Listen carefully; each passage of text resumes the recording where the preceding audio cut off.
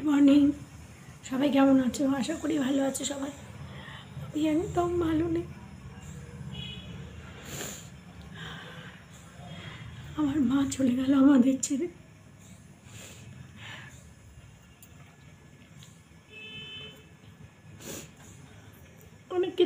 অনেকে মেসেজ করেছো,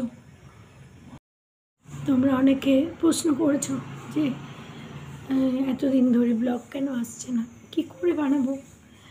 আমি তো বাবা ছিল না, এখন মাও চলে গেল, আমরা অসহায় দেখো।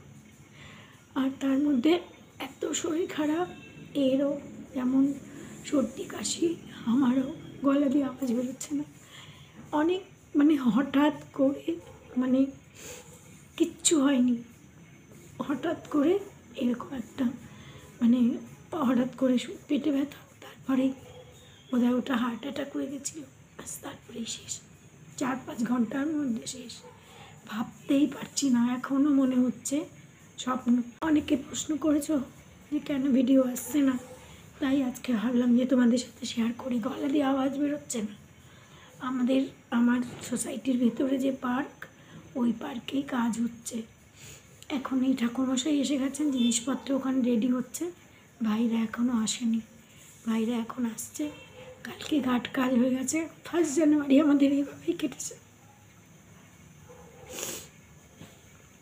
কালকের দিনে ওদের কাজ হয়েছে, এই ঘাট কাজ হয়েছে, চুল দাড়ি নখ কাটা এগুলো, আজকে হবে কাজ।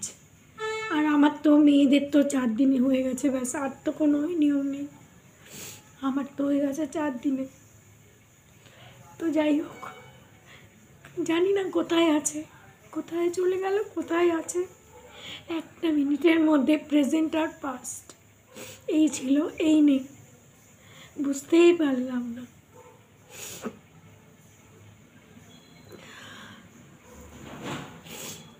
তো আজকে কাজ, তোমরা আমার মায়ের জন্য প্রার্থনা করো যে যেখানেই থাকুক যেন ভালো থাকে।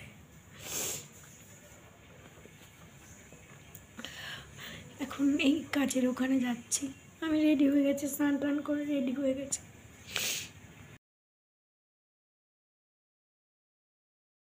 এখন প্রায় 5টা বাজে।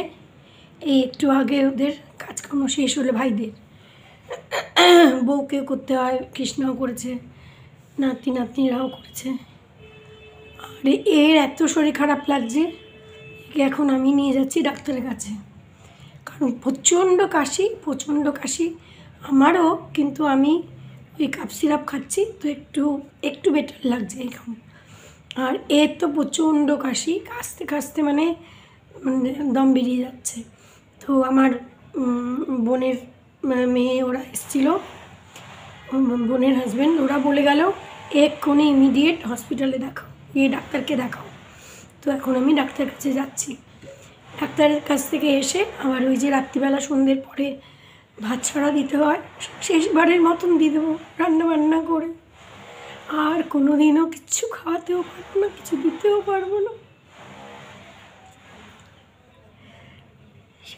কোথায় যে কীভাবে একটা মিনিটের মধ্যে কি একটা হয়ে গেল, ভাবতেই পারছি না।